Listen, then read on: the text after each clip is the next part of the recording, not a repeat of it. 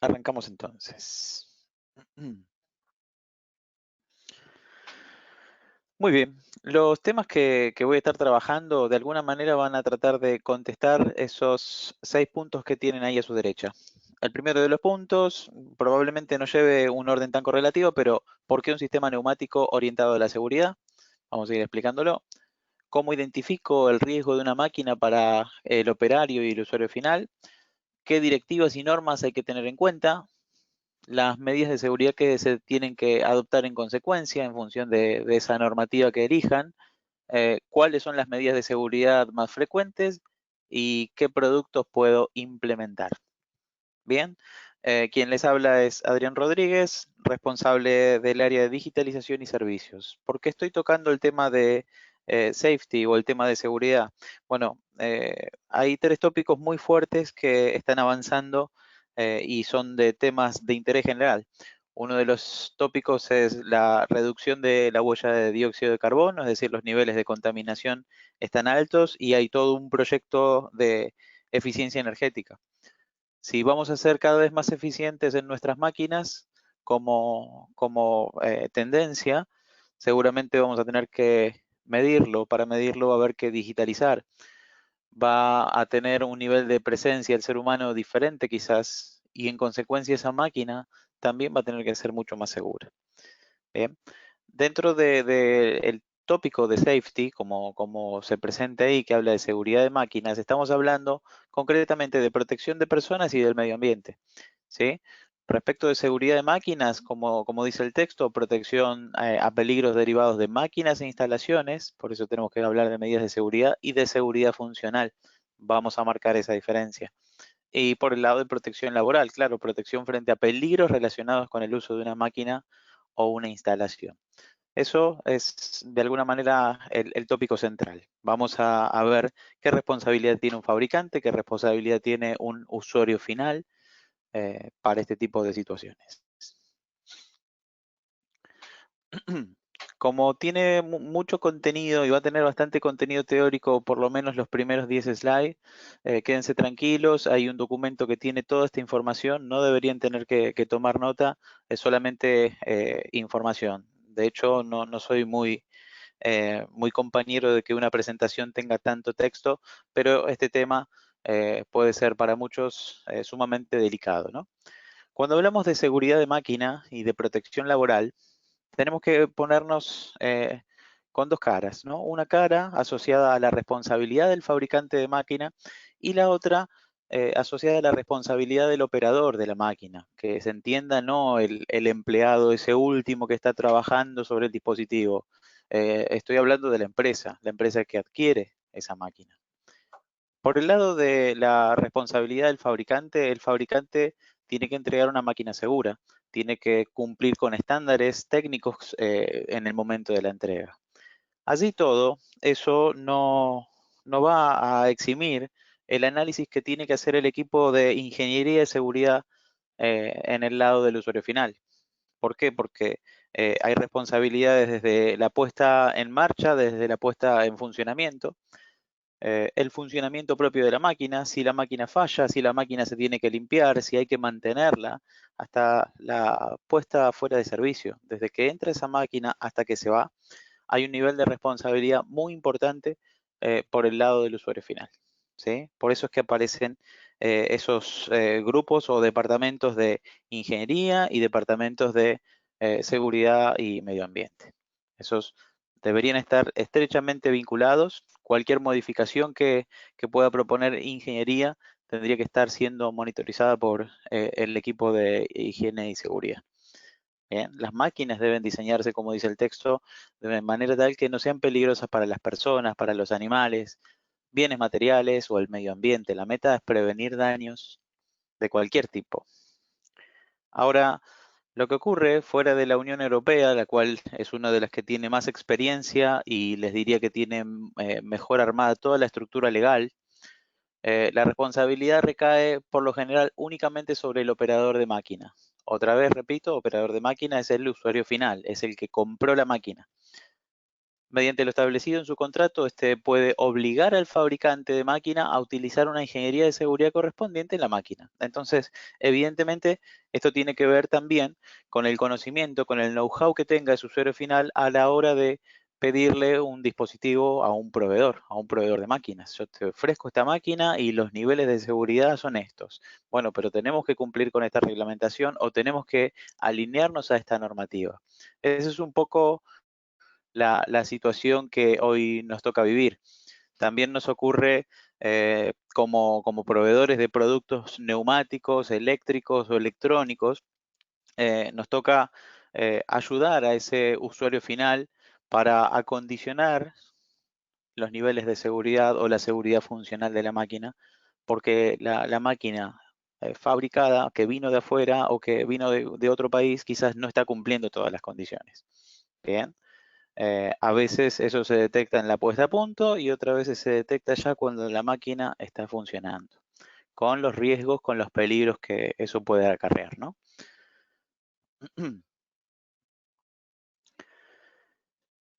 La investigación de las prescripciones legales, normativas, se deben aplicar en esencial para la implementación de la seguridad de máquina y forma parte de toda valoración de riesgos.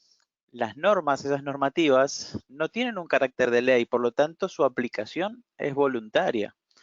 ¿Sí? Ahí es donde nosotros tenemos que conocer, vamos a ver de qué norma nos vamos a aferrar, pero sepan que en toda la estructura, por ejemplo, en la ISO 13849, que es en la cual nos vamos a apoyar, la cual analiza toda la seguridad de máquina sin importar la tecnología, por eso es un tópico referente, viene con un conjunto de normativas. Esas normativas están, afortunadamente, en las normas internacionales, en las normas ISO. Fíjense que hay normativas tipo A, B, C, a veces no la conoce el cliente, pero están todas donde te habla de valoración y reducción de riesgo, de una puesta en marcha imprevista, de reglas generales o requisitos para los sistemas neumáticos. Lo único que a veces uno tiene que hacer es empezar a conocer todas esas normativas que están asociadas, inclusive ya aparecen robots colaborativos.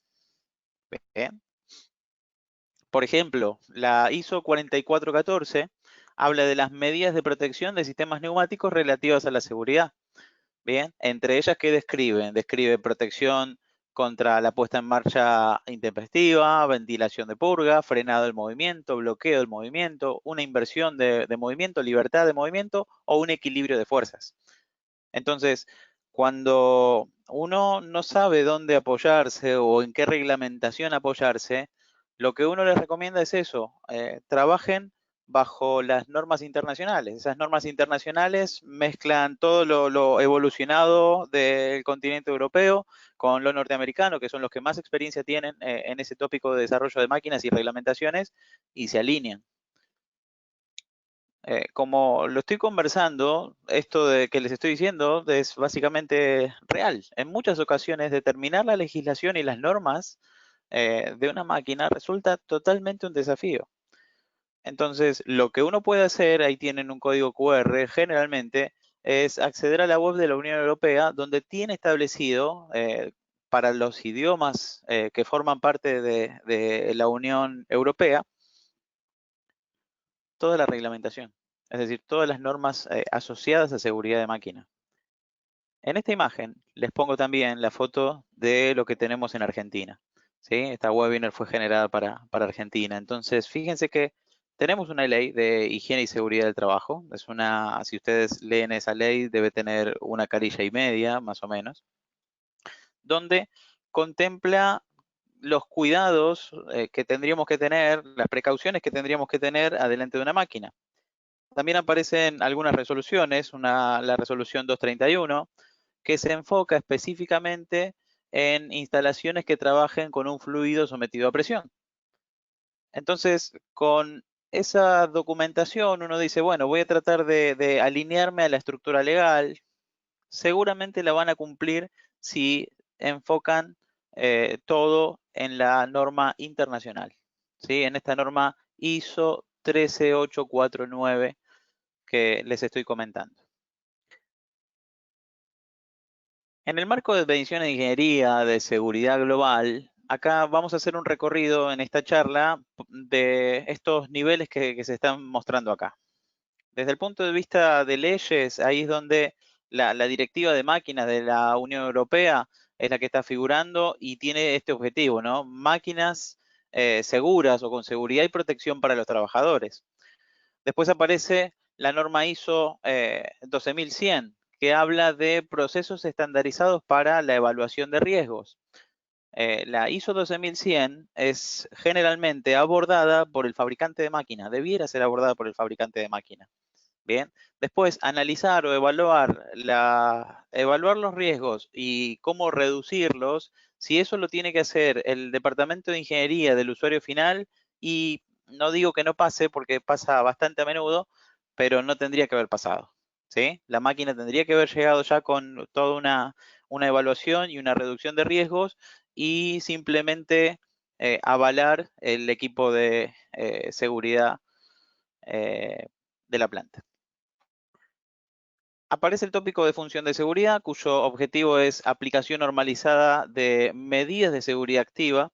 Y después aparece ahí una subdivisión como normas de seguridad en instalaciones orientadas a componentes eléctricos, electromecánicos o electrónicos, cuando hablamos de norma SIL, ¿sí? Safety Integrity Level, o cuando hablamos de el Performance Level, haciendo referencia a una máquina completa. Vieron que les comentaba que la norma ISO 13849 abarca la seguridad de máquina, pero de todas las tecnologías.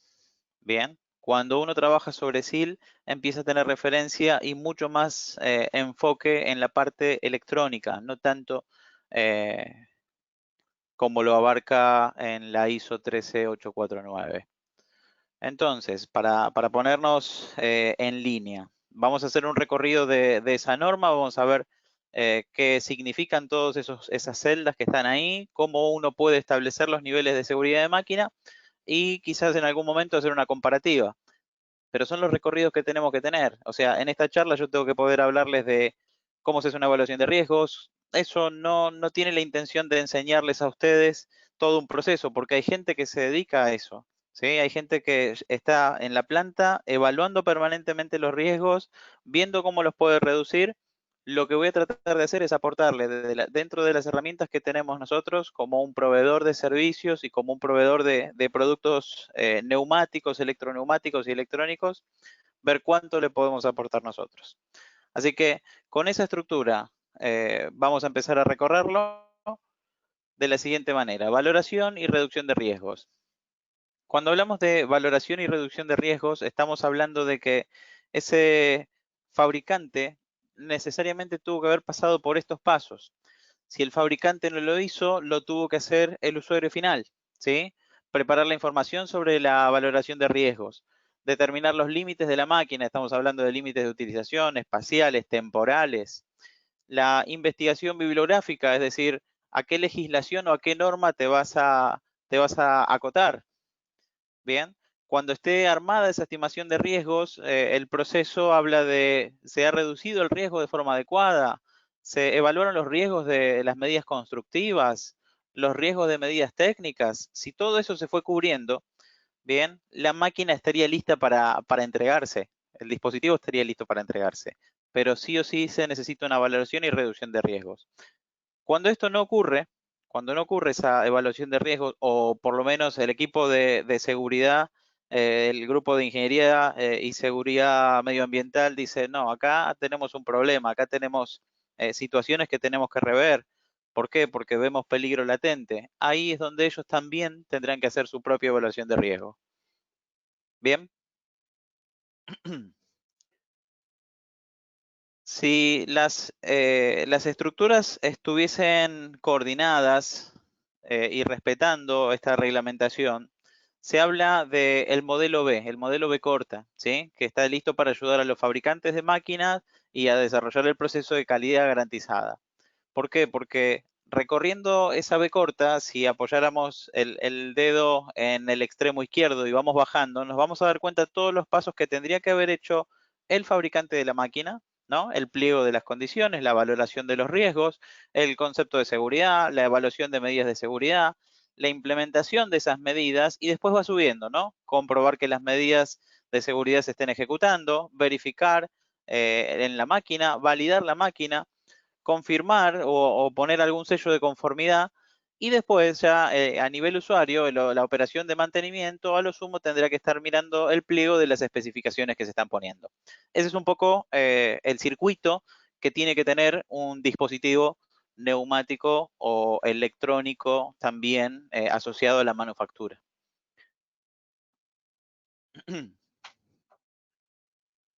Dentro de lo que es riesgos y estimación de riesgos, aparece el performance level o el performance level requerido. Acá tienen que imaginarse lo siguiente. Tenemos en esta representación, en este dibujo, un riesgo reducido y un riesgo alto. Bien, aparece un valor de riesgo límite. Y como dice el texto, lo que tenemos que pensar es que ese riesgo que está asociado de alguna manera a un peligro observado es la combinación de la gravedad del posible daño y la probabilidad de que ese daño se genere. Entonces, ahí es donde tanto un fabricante, insisto, o un usuario final va a tener que identificar a dónde está ese riesgo límite.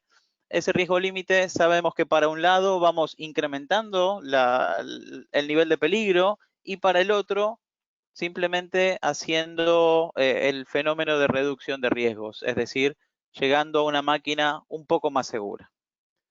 Bien. Dentro de la estimación de riesgos, si han oído este tema de un PL, un PLA, un PLB, C, D, lo ponemos en contexto, ¿no? Cuando uno tiene identificado la situación, tiene identificado ese posible riesgo, tiene en esta representación gráfica la posibilidad de definir un nivel un nivel de riesgo bajo o un nivel de riesgo alto. Esa estructura, ese gráfico que ustedes están viendo ahí, muestra, voy a agrandar un poco más la imagen, muestra con letras la gravedad de la lesión, la frecuencia o la duración de la exposición del peligro y la posibilidad de evitar ese peligro. Bien, ahí es donde quien hace esa estimación de riesgos arranca de un punto y se mete por el camino S1 o por el camino S2. ¿Qué significa? Frente a la situación identificada, si dice S1, normalmente es una lesión reversible, es algo que se puede recuperar, si esa persona se lastima o si el ambiente se puede ver en un peligro, es una situación reversible. Ahora, si es un S2, dice por lo general es irreversible o mortal. O tenés una amputación o te morís. Bien, o sea que ya de entrada te marca a la hora de definir esta estructura de performance level requerido, o un camino del cual puedo volver o un camino del cual ya no tengo vuelta, ¿no? Ya cuando entro en el segundo nivel y hablo de un F1 o de un F2, estamos hablando de esa frecuencia de exposición, ¿no? O duración de la exposición al peligro. Realmente, si es F1 es raramente o con poca frecuencia o el tiempo de exposición es relativamente corto al peligro. Si me meto por el camino F2, una frecuencia continua y el tiempo de exposición al peligro es largo. Superado ese camino, eligiendo, ya entro en el nivel P y en el nivel P1 dice posible en determinada circunstancia o poco probable. Entonces, cuando uno tiene que analizar una situación de riesgo, por supuesto, asociada a un peligro, cuando haya que definir el performance level, si es que no viene catalogado o no viene como exigencia, va a tener que hacer ese camino, ¿sí? Dentro de ese tópico, aparte de el valor de PL, aparece la definición de seguridad, función de seguridad general o seguridad funcional de maquinaria.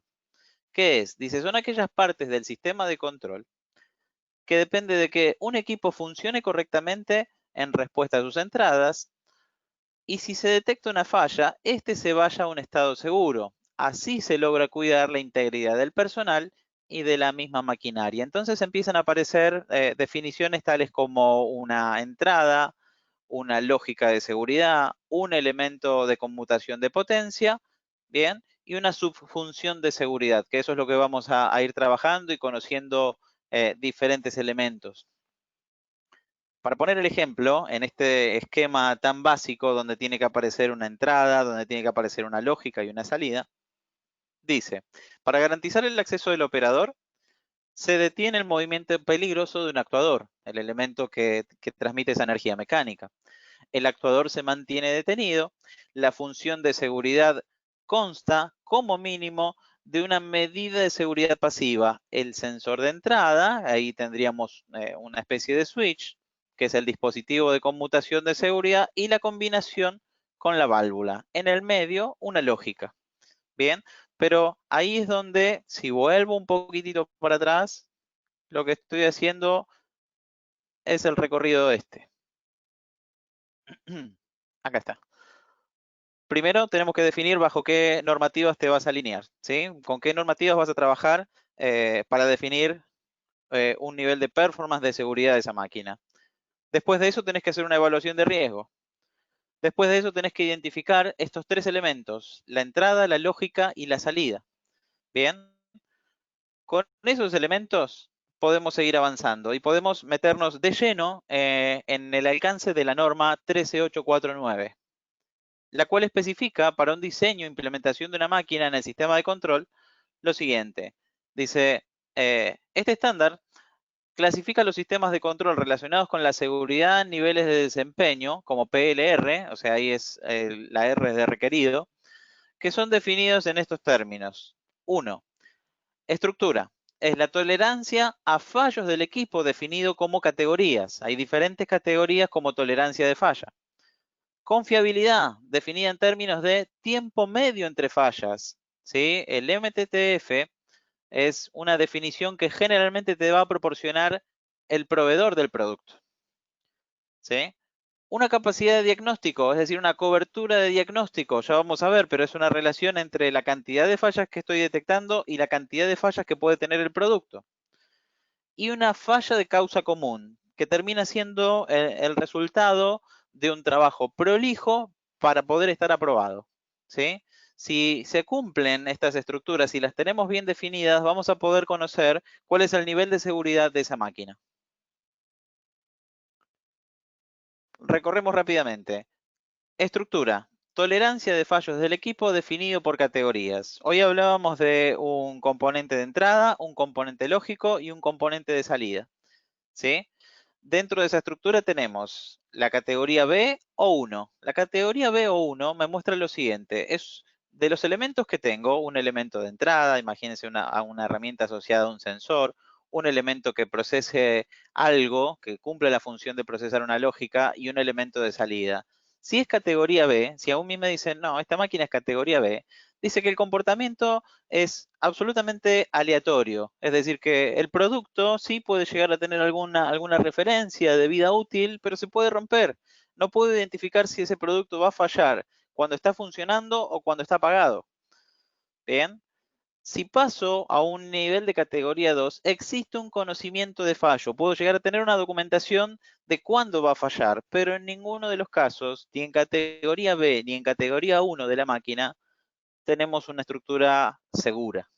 Bien, así todo se cataloga, pero eso es como para que tengan una idea ustedes, si no han hecho un análisis o una definición de performance level de sus máquinas, pueden decir, bueno, quizás estoy en categoría 1 o quizás estoy en categoría B, porque la verdad es que no tengo ningún registro de esto.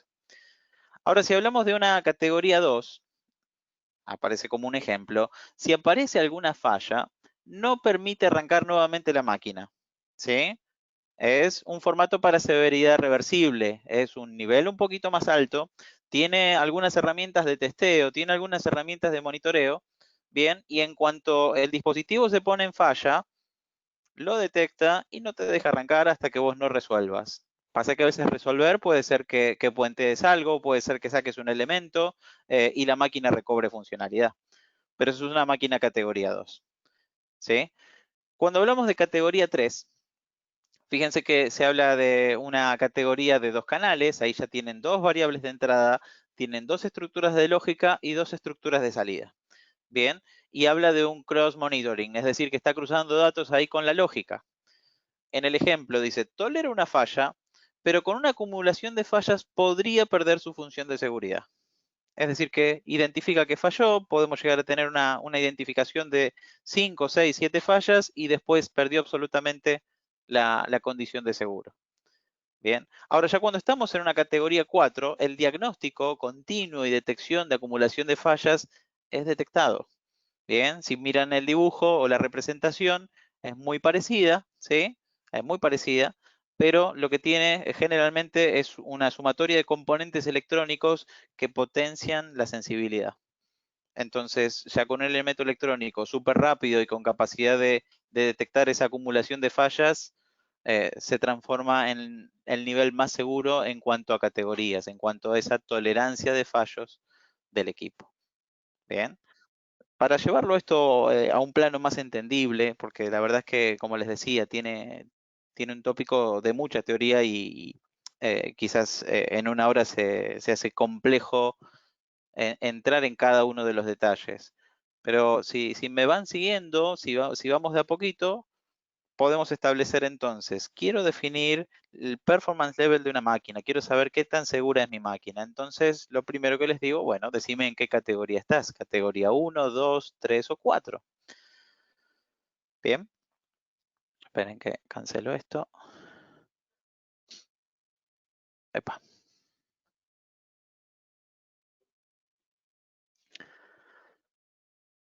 Así como tenemos la estructura por definir, también tenemos el valor de el tiempo medio entre fallos, ¿sí?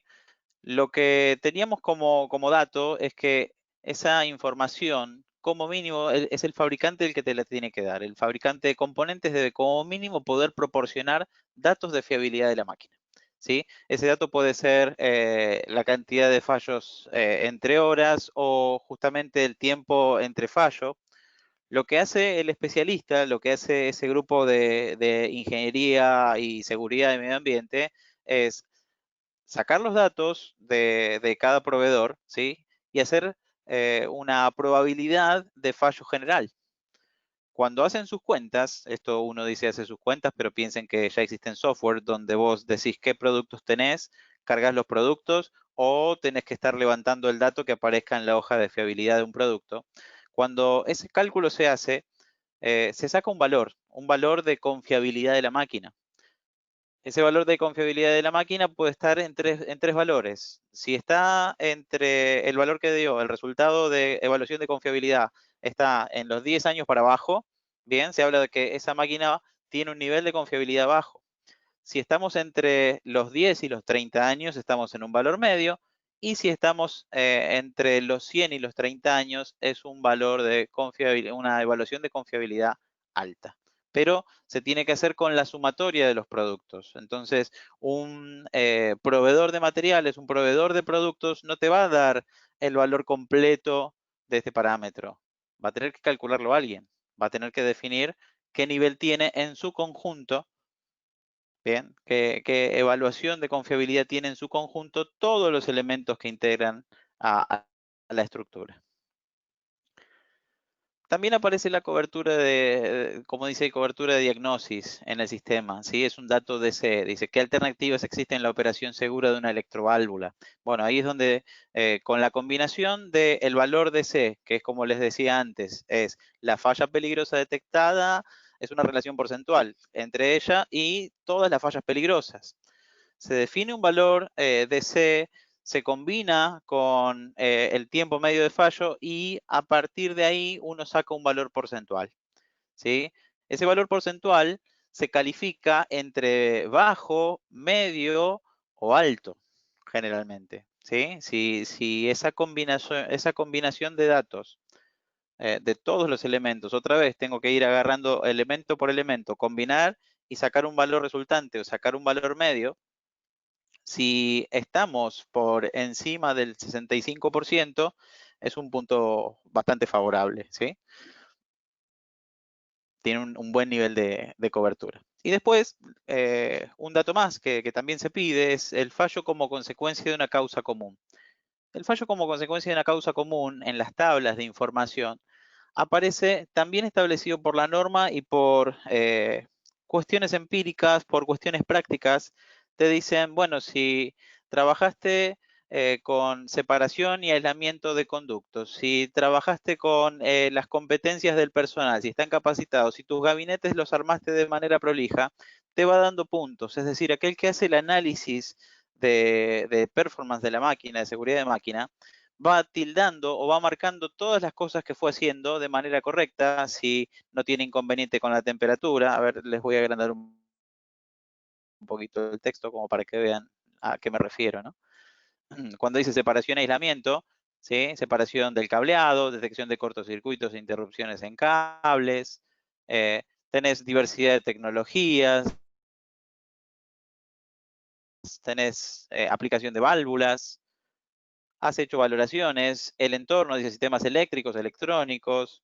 La cuestión es que el ingeniero de seguridad de medio ambiente que está haciendo el análisis de riesgo y también está queriendo definir el performance level, va sumando puntos. Otra vez, si esa sumatoria de puntos está en un valor por encima del 65%, bien, estará en un nivel de categoría 2, 3 y 4.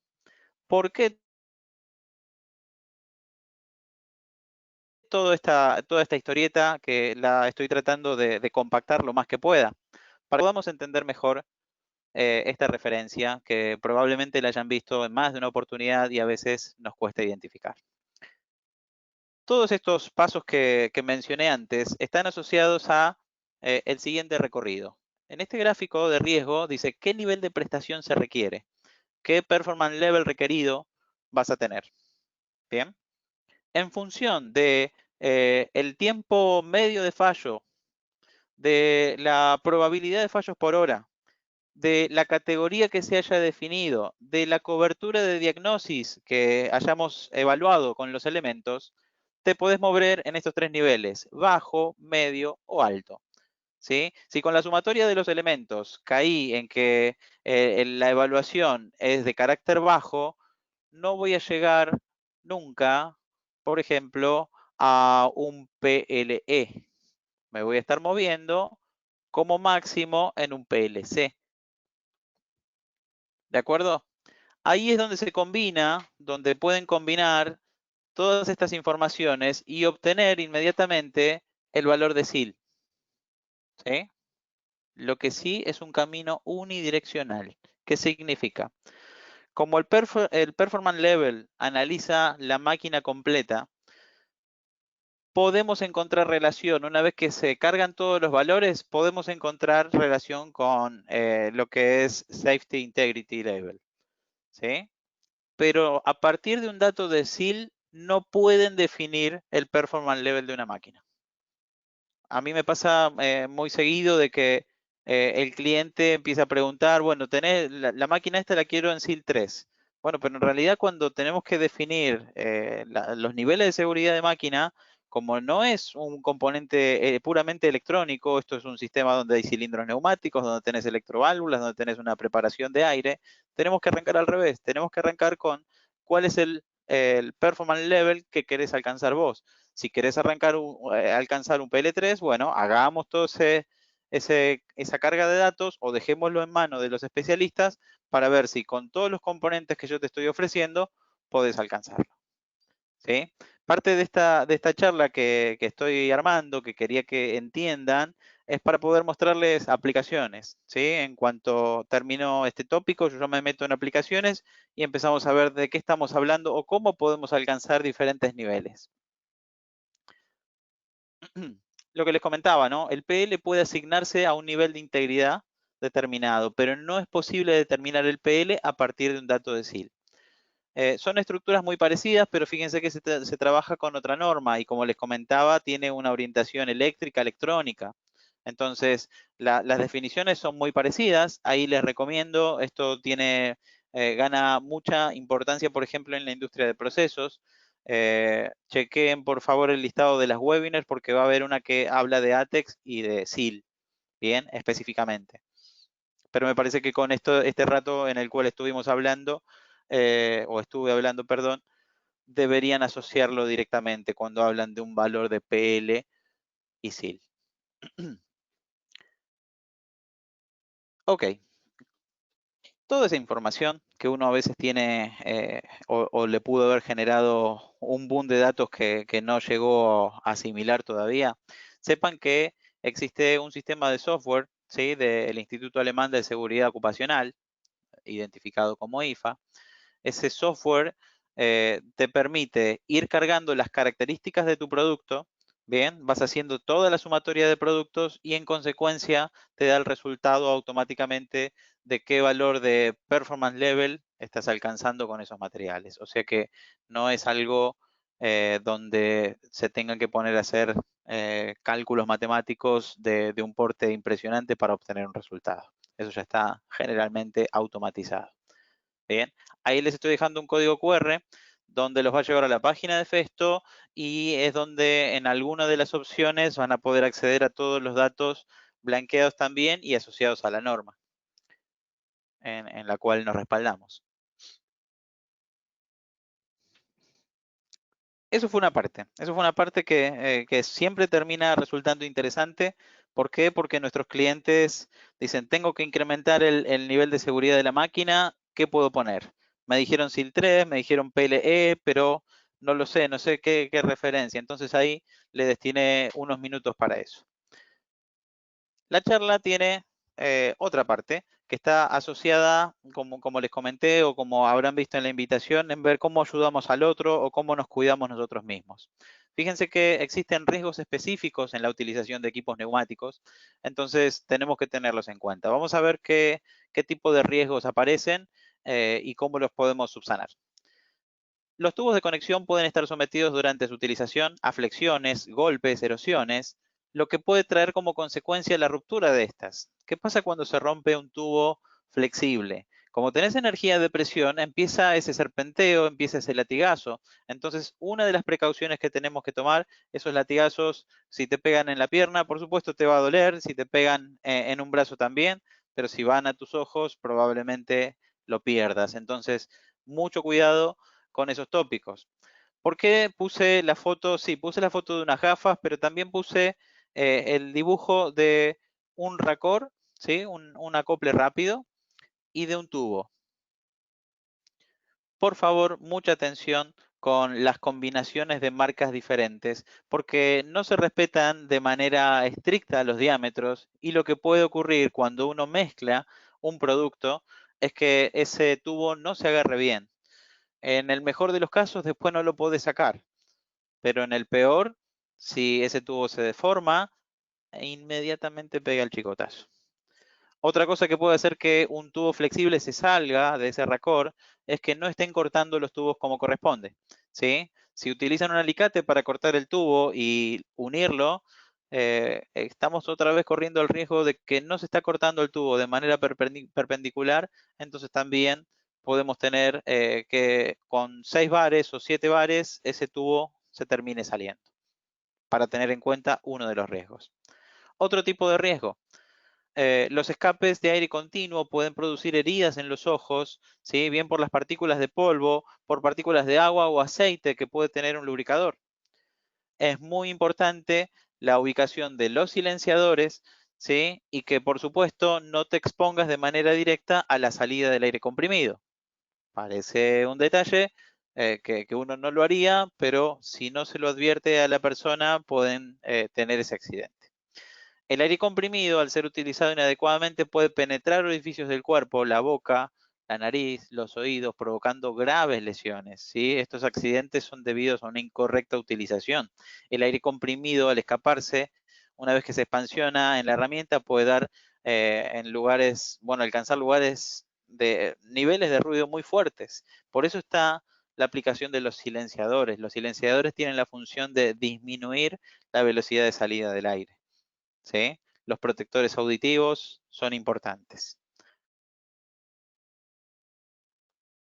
El empleo del aire comprimido para la limpieza de máquinas, bancos de trabajo, etcétera, o de escape, puede ser causa de riesgos higiénicos, es decir, que vos estás soplando un montón de partículas a otros sitios, así como la formación de nieblas de aceite, que también estarías generando, y si tenés zonas de ambientes donde se junta el combustible, el oxígeno, la temperatura, también podés tener estas igniciones, ¿no? Una explosión.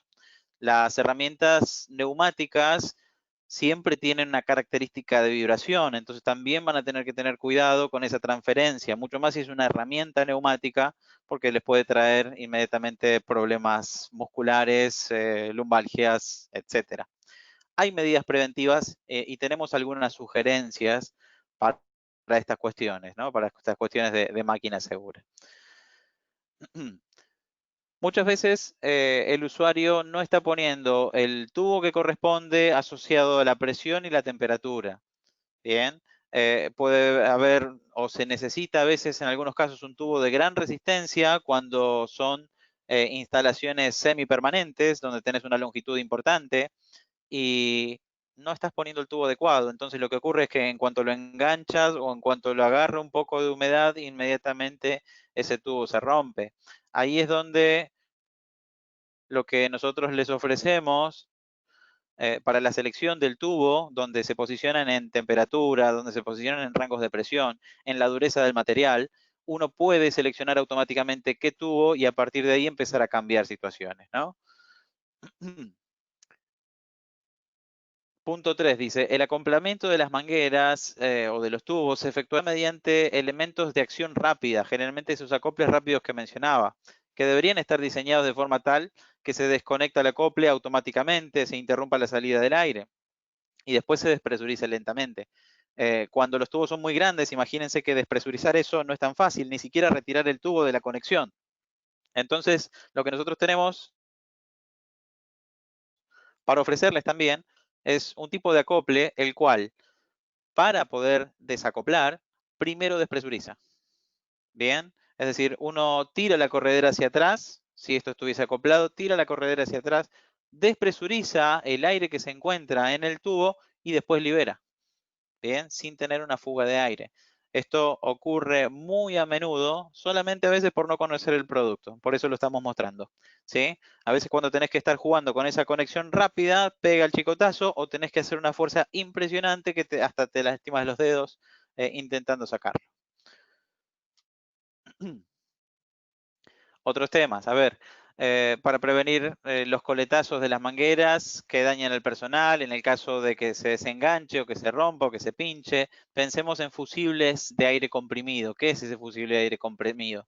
Ni más ni menos que sensores, ¿sí? Sensores ubicados en diferentes lugares, en sectores estratégicos, los cuales tienen un nivel de sensibilidad de, por ejemplo, cuando se sale un tubo o cuando ajustás y está circulando mayor cantidad de litros que lo que estaba circulando antes, estos inmediatamente te avisan y podrías obligar a un corte del suministro de aire. Pero pensar en fusibles también es otra herramienta. Las tomas de la red de aire comprimido se dispondrán horizontalmente y hacia abajo, otro detalle que tienen que tener en cuenta. ¿Sí? Si ustedes tienen toda la instalación neumática y ponen una toma de aire apuntando hacia arriba, imagínense que el nivel de exposición de esa persona cuando quiere conectar algo, cuando quiere poner un tubo, sacarlo, acoplar o desacoplar, está expuesto directamente a una energía de presión, ¿sí? Cuando se emplean herramientas que trabajan a una presión inferior de la línea, hay que empezar a trabajar con reguladores de presión. Esos reguladores de presión pueden ser manipulados. Entonces, para que eso no ocurra, quizás lo más conveniente sea empezar a trabajar con algún sistema de loto, algún sistema de bloqueo, ¿bien? Y ya en algunos casos donde sea necesario, pasar de un manómetro analógico a un manómetro digital.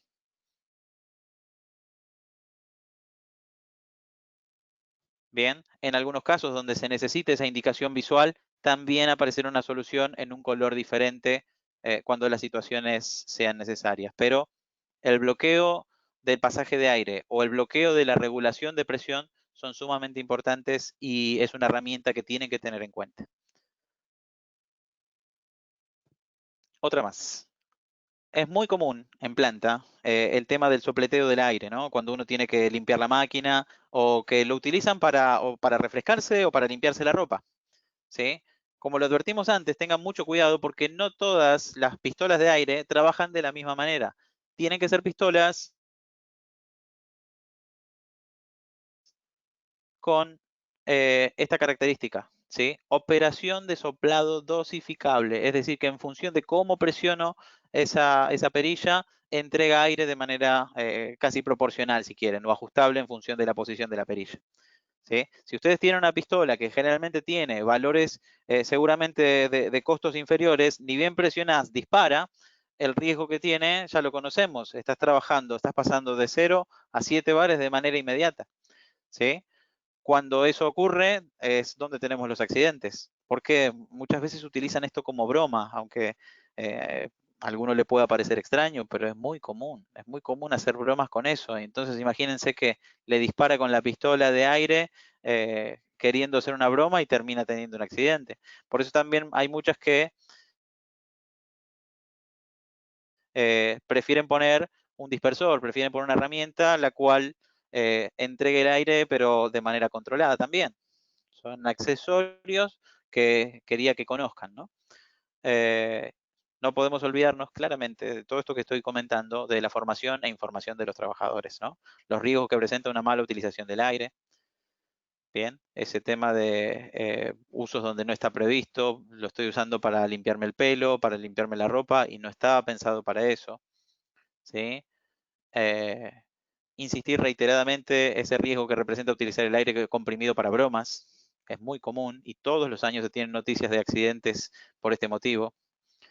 Hay que indicar que no se debe acoplar la máquina ningún accesorio que no esté recomendado por el fabricante, debido a que el riesgo es que salga despedido. Ahí es donde tenemos que tener mucho cuidado con los proveedores de neumática que están trabajando. Cuando uno los empieza a mezclar, no tenés los parámetros de valores de presión y es donde termina ocurriendo ese proyectil que sale al aire, ¿no?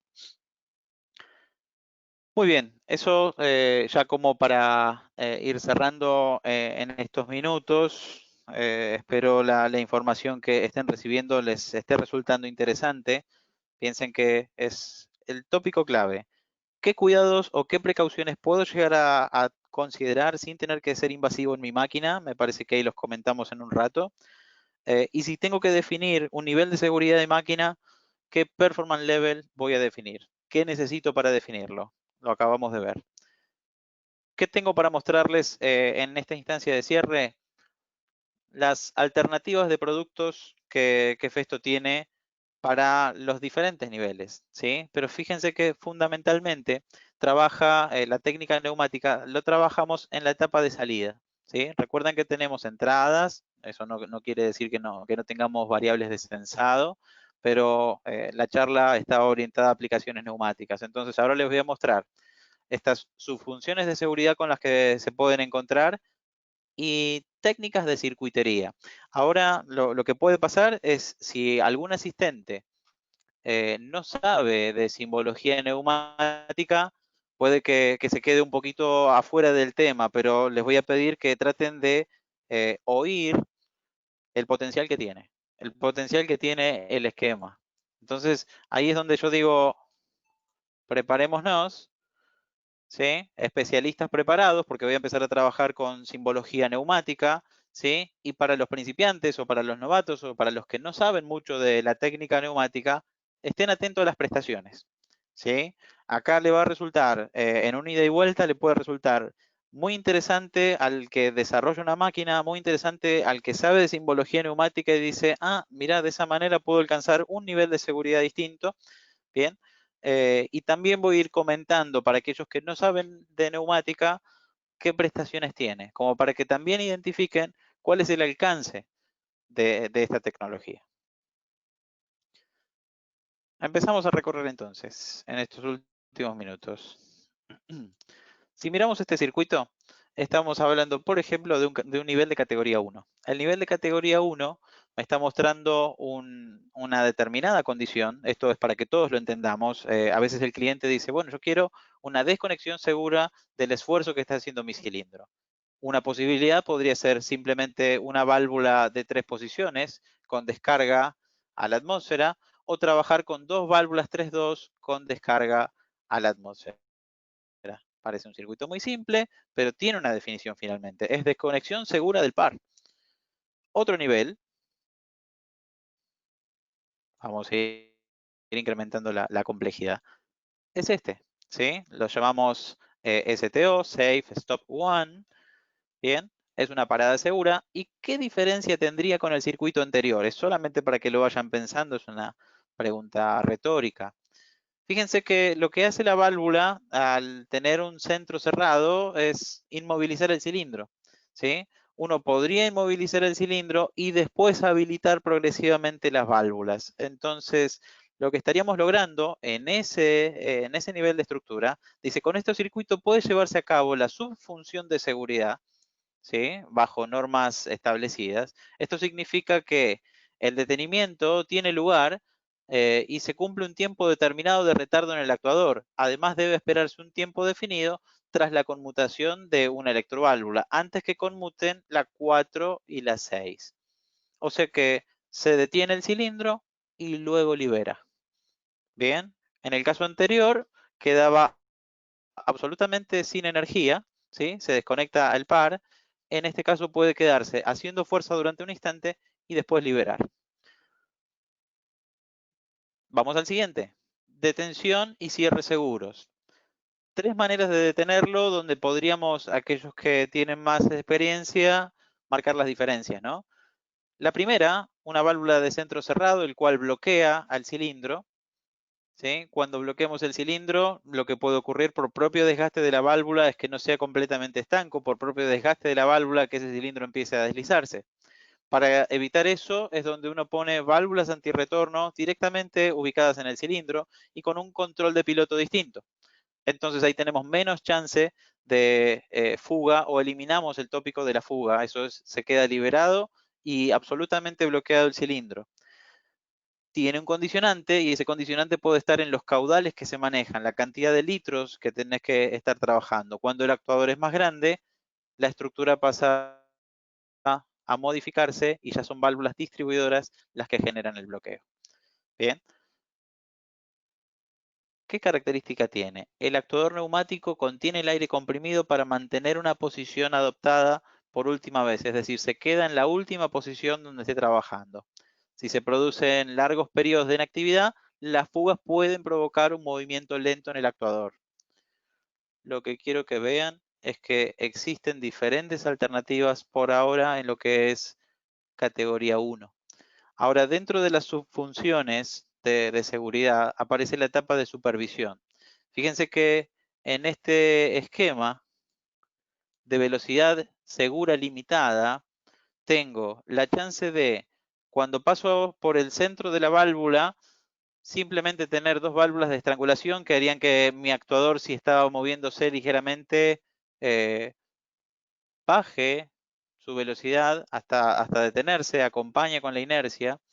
Pero el circuito que aparece al lado, si lo observan, hasta me puede estar dando variables de velocidades distintas. Es decir, paso por el centro, una velocidad, otra velocidad, es decir, un nivel de velocidad controlada.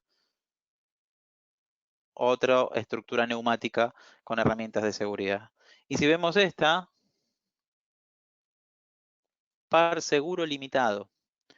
En este esquema neumático, el cilindro avanza y retrocede hasta que uno pasa por su posición central. Cuando pasamos por la posición central, queda despresurizado. Pero en ese avance y retroceso, lo que uno podía hacer a través de una válvula de 3 vías, 2 posiciones y una válvula que regule el valor de presión, es estar controlando niveles de fuerza, ¿sí? Es un esquema, vuelvo a insistir, que termina de controlar un esfuerzo sobre la máquina. Bien, son estructuras neumáticas, no tienen nada nuevo, ahí no aparece ninguna válvula. Sin embargo, ustedes están aportando a un par seguro limitado. Bien, cuando se combina el departamento de ingeniería con ingeniería de seguridad y medio ambiente, estos tópicos empiezan a aparecer mucho más razonables, mucho más comunicados, mucho más conversados. Entonces, la idea me parece, por cómo lo pensé para poder presentárselo a ustedes, es esto. necesito recursos porque por ahí me están pidiendo desde el lado de seguridad y medio ambiente ajustarme a un nivel de riesgo o disminuir algunos riesgos y no sé cómo hacerlo. Entonces ahí tienen ejercicios o situaciones que nosotros vivimos con ánimos de ayudarlos en sus instalaciones.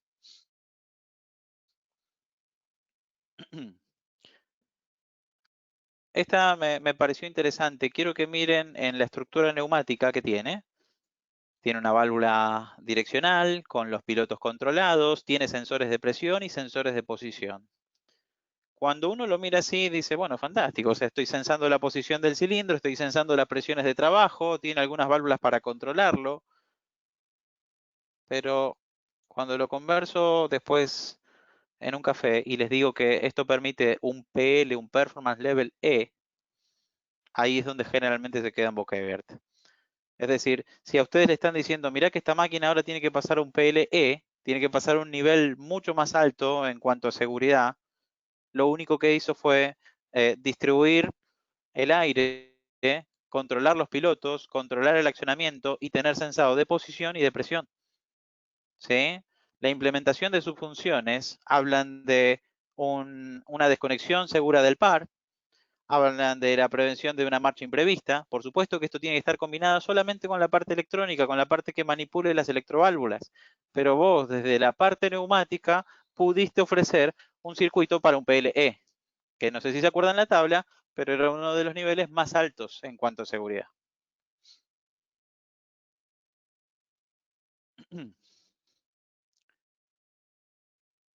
Este habla de un PLE y categoría 3. Y fíjense otra vez, lo que estoy teniendo es un control de la velocidad de detenimiento de los cilindros, una válvula con una válvula antirretorno puede estar controlando la unidireccionalidad cuando el equipo se pone en stand-by y por supuesto con los sensores termino de completar, pero estoy cambiando en un movimiento de ida y vuelta con una serie de accesorios, estoy transformando mi máquina como un dispositivo más seguro. Por supuesto, y vuelvo a insistir, estoy trabajándolo desde la parte neumática. A eso le falta la lógica nada más. Así como se trabaja con los actuadores, para cerrar, les muestro que está también el tópico de la fuente de energía. En todas las unidades de mantenimiento también se puede elevar el nivel de seguridad de máquina. ¿Sí? Se puede poner una válvula de corte, una válvula de corte como lo mencionábamos antes, el formato Loto, donde uno con una válvula de corte clásica o con una válvula de corte donde necesita candadear o puede precintar, ¿bien? Se puede poner un sistema de llave, se puede con el mismo accesorio hacer un bloqueo, se puede sensar la presión, se puede controlar manualmente o eléctricamente, ¿bien? Y se llega a este nivel. Se llega al nivel de, por ejemplo, una válvula de arranque progresivo, ¿sí? Con evacuación del aire lo más rápido que pueda. Es decir, esta válvula que tenemos acá, en sus diferentes versiones, fíjense que empieza a hablar de los niveles de prestaciones, ahora deberían comprender mejor lo que es un PL o cuando hablamos del nivel C, D o E, creo que esta gráfica lo va a mostrar un poquito mejor. ¿Sí? Hablo de un nivel de riesgo intermedio, o preparados el equipo para alcanzar realmente en situaciones donde el riesgo que se puede presentar, esto de que la persona realmente puede tener un daño irreversible, empezamos a tener dispositivos que tienen la capacidad de entregar aire de manera progresiva para no tener picos de presión tan altos, bien, para no pasar de 0 a 6 bares de golpe, o cuando se genera la apertura de una puerta, la apertura de gabinetes, directamente la interrupción del pasaje de aire y la evacuación de todo el aire comprimido de ese sector de la máquina. Les cuento, como les mostraba al principio, Argentina no tiene muy detallado todas estas condiciones de neumática, pero en algún momento van a llegar. Cuando uno tiene que hablar de máquinas que vienen de Brasil, por ejemplo, se van a encontrar ya con todos estos dispositivos porque la ley reglamenta o pide que por cada apertura de gabinete se interrumpa el pasaje de aire. ¿Sí? Y con un nivel de seguridad específico. Entonces, cuando te pide un nivel de seguridad específico, tenés que recurrir a este tipo de productos. Este tipo de productos que se muestra como válvula de arranque progresivo de escape, dice válvula redundante de arranque progresivo, bien, tiene la posibilidad de censar la conmutación interna de la válvula en función del modelo que uno elija, ya tiene su característica de fiabilidad, tiene su hoja certificada. Cuando uno lee ya esto, dice, ok, tiene la solución incorporada, ya tiene certificaciones IFA, que era el Instituto de Seguridad que está en Alemania, con niveles de caudal, pero ya empezamos a entender mucho mejor cuando uno lee en detalles, lee la cantidad de litros de P sub 1 a P sub 2, la capacidad de eliminar el aire comprimido, cuanto más grande sea ese silenciador, por supuesto más rápido va a eliminar esa energía de presión en la máquina. Bien. Categoría 4, nivel de prestaciones E, es decir que ahí ya estoy en esa gráfica donde me estoy moviendo en los niveles más altos. Con estas características, ¿no? Primero, todo en uno porque las funciones de conexión y generación clásicas ya están integradas en la misma válvula. Son compactas, ocupan muy poco espacio, tratamos de poner todas las funciones en un solo elemento, ya tiene la certificación y está listo para aplicarse. Pero ahí es donde me parece súper importante que en esta charla uno diga, bueno, pero ¿qué es? ¿Es un SIL 3? ¿Es un PL? Bueno, tiene certificación, pero cuando vos analices todo el conjunto de la máquina es donde vas a poder establecer el performance level o el nivel de seguridad que pudiste alcanzar con tu máquina.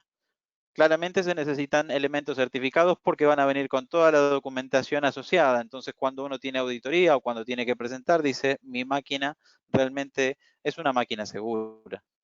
¿Sí? Así como elevamos los niveles, ya asociado a este tópico de digitalización, asociado a tener mayor conectividad, fíjense, una estructura clásica,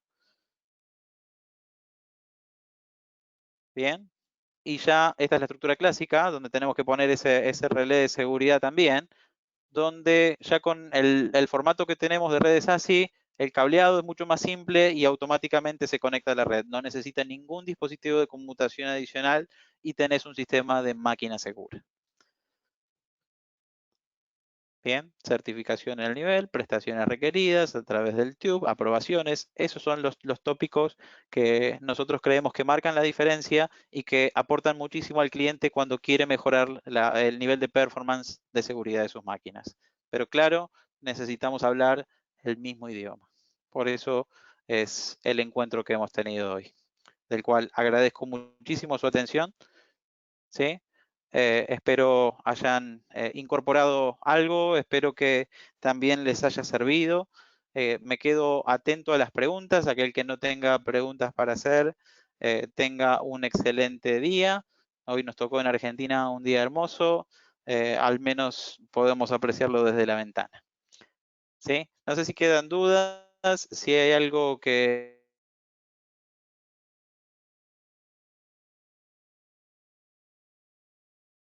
quedó inconcluso, algo que no se comprendió, bueno, es el momento de aprovechar. Aquel que no, tenga un excelente. Ahí voy dándole tiempo para que escriban.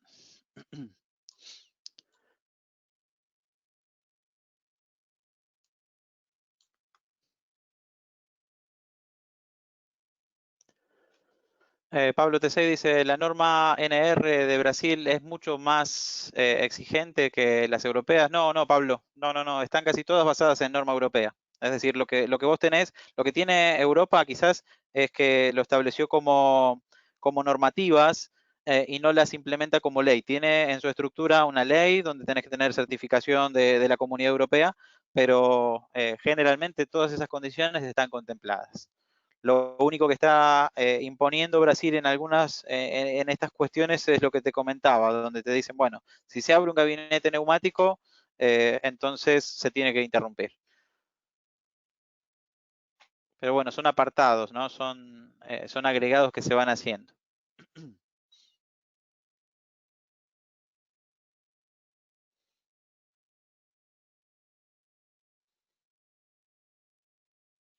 Los archivos de la webinar, ¿dónde se van a compartir? Bueno, ustedes van a tener la posibilidad de volver a linkearse y acceder a la webinar grabada. No se pasan las presentaciones generalmente, pero sí lo hacemos de subirlo a YouTube. Cuando ustedes necesitan información, ahí está todo listo en la plataforma y los códigos QR que les pasé, ustedes podrían acceder exactamente a la misma información que yo acabo de mostrar. No tengo ahí nada diferente. Es todo sacado de nuestros catálogos.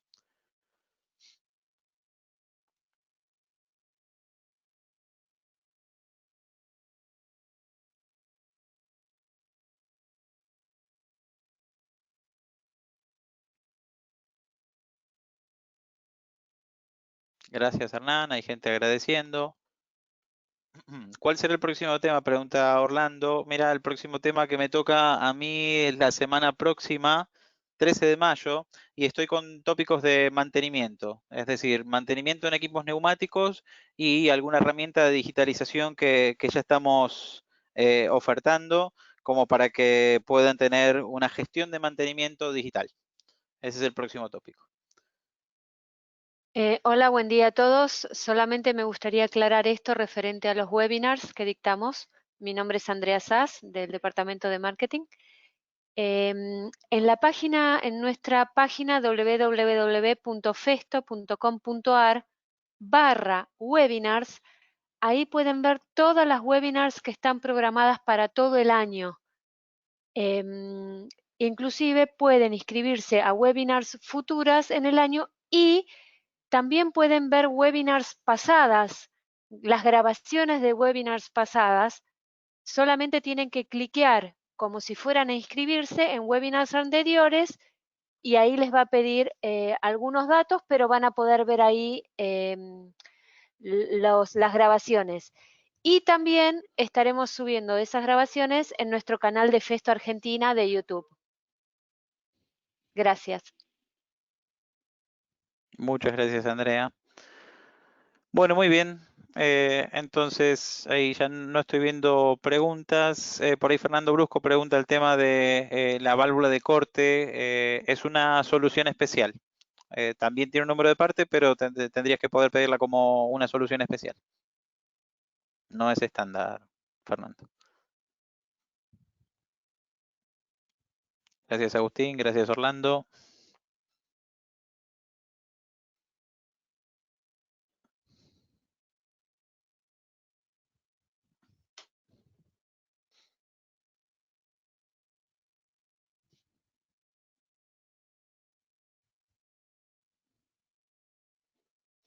Muy bien, si no hay más preguntas entonces, nos estamos seguramente conectando la próxima semana. Tengan un excelente día. Hasta luego.